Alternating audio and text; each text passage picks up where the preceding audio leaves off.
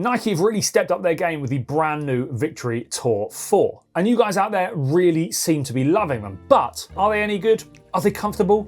And do they perform? Let's dive into the full review and find out. They retail for a price here in the UK of £175 or $200, and then the special release pairs that we've been getting around the majors this year, they've been retailing at $189 and I believe $220 or so, and a couple of those special edition pairs have been very nice indeed. Now on the outside of the shoe, you do have a full grain premium leather upper with a sort of a pebbly sort of effect to it. Nike say, I'm not seeing a whole lot of pebbly bits going on, but it definitely is a very nice soft upper. Now, if we move our way down to the midsole, you've got a cushioned foam midsole in here. Nike say that the midsole is just about the right size to provide the maximum amount of stability as well as comfort out on the golf course. If you do have too much foam, then you can find yourself lacking a lot of stability. Your foot's going to move around a lot. Whereas if you then don't have enough foam, then you're going to have quite a firm ride. So Nike say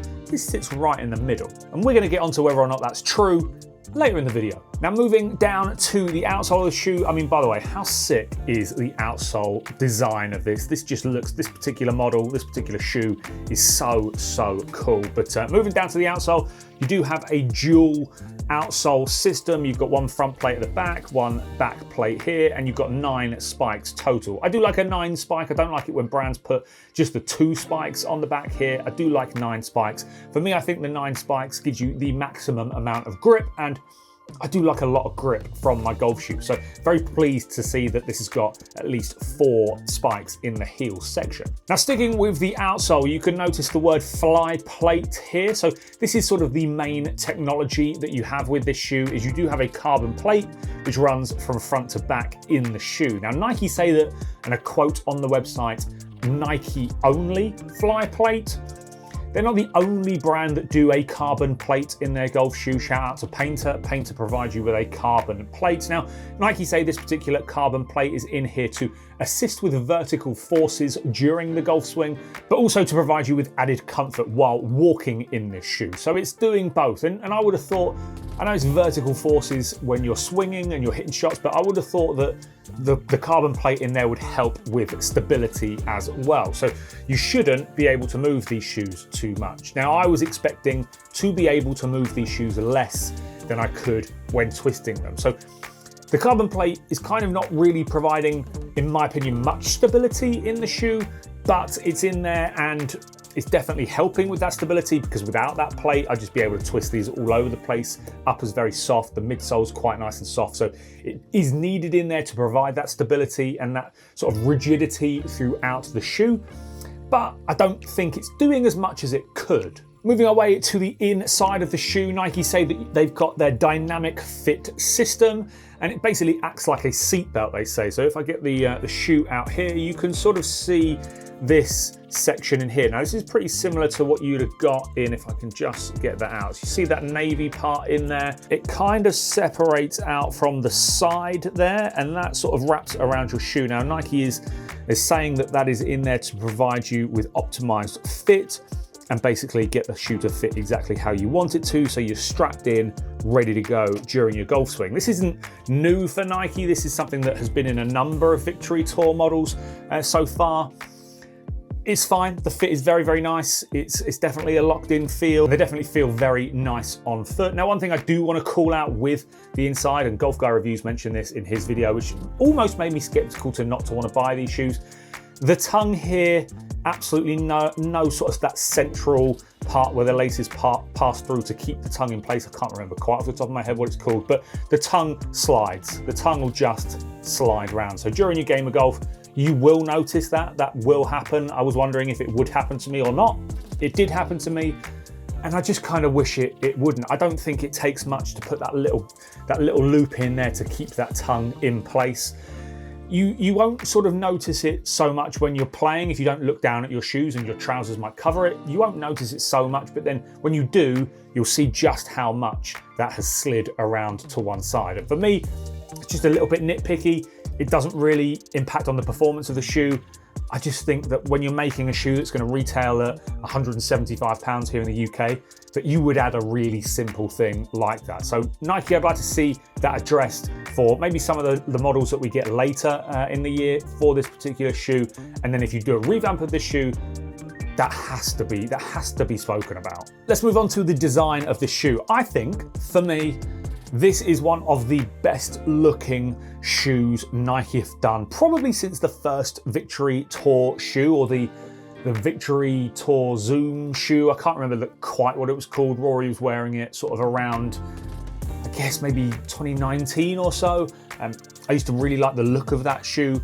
And this is, I think, the Victory Tour that's come after that I've liked the look of the most. This particular colorway here, with this lovely blue on the back, and then what they did with the swoosh sort of iridescent, sort of changes color as you go and as you sort of look at it from different angles. And then again, as I mentioned earlier, this outsole is just absolutely sensational to look at. And I just think, even when you look down at these shoes when they're on, I think they are a very, very good looking golf shoe. And I like it when Nike sort of, again, try and blend I wouldn't say this is a traditional looking shoe, but I would say if you look at the Victory Pros, for example, the Victory Pros that Scheffler's wearing, Fleet was wearing, that's a very sporty shoe. That's a very trainery shoe. And for me, this is Nike's attempt at making a sporty shoe, but with a more traditional look to it.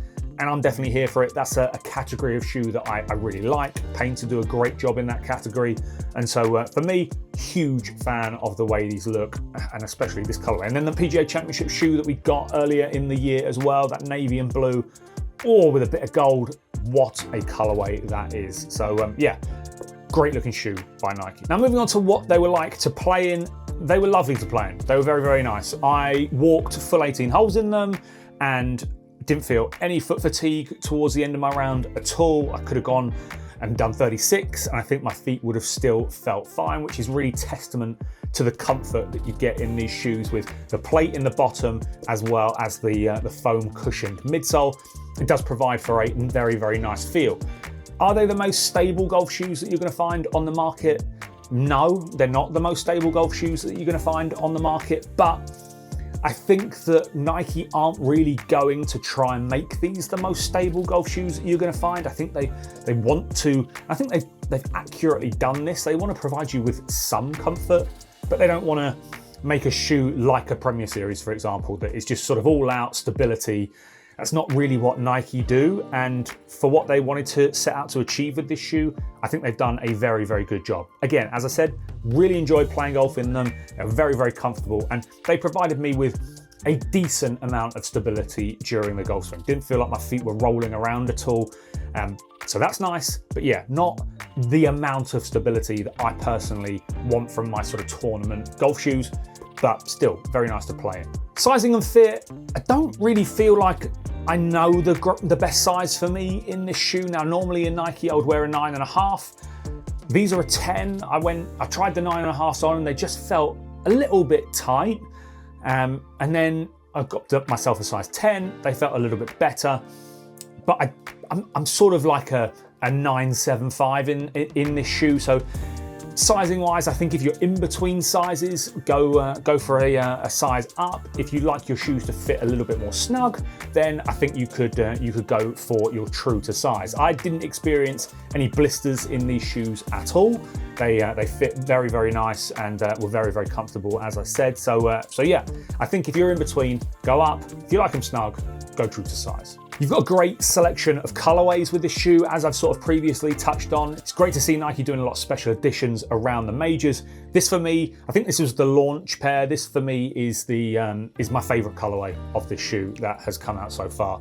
As I've said, love the look of it, iridescent swoosh, all that good stuff. US PGA Championship pair, again, absolutely just exquisitely done. And then you've got the general release pairs for these. You've got black colorway, you've got a white colorway, you've got white with some blue, and then the US Open pair was quite nice. The flowery pair for the Masters, I can give a take, but you've got plenty of colorways to choose from. I'll leave some links down in the description below for you to, hopefully I can find somewhere online that still has this particular colorway in stock, but if I do find that, there'll be links down below. Where to buy them, special shout out to golfshoes.co.uk. That's where I picked these up from. So they, last time I checked, did have a couple of sizes left in this colorway. So again, I'll leave links down below to golfshoes.co.uk, and hopefully they've got some sizes still left in stock. Now, a summary. Do I think you should go out and buy these shoes? If you're a Nike head, which a lot of you out there watching will be, if you love your Nike, then you're looking for a pair of golf shoes that is more on the stable side compared to the trainery style stuff that they tend to bring out. This is just an absolute no-brainer. I think if you're in the market for a new pair of shoes, this is a very, very nice option indeed. If you're someone who wants a lot of stability from your shoe, you really want to feel planted, grounded, I don't know if these will do it for you. I just think that there are more stable options out there on the marketplace for you. But again, if you're a Nike head and you like the look of this shoe and you want some comfort, I just think that it's a great option to choose from. Nike have really done a good job with this shoe. So I suppose I'll leave that up to you to work out whether or not you think this shoe is something that would work well for you with your golf swing and your golf game and what you're looking for from your golf shoes. So with that being said, guys, do all the necessaries, like button, subscribe button, and yeah, let me know down in the comment section. You picked up a pair of these, do you like them? What do you think? I'll see you on another one very soon.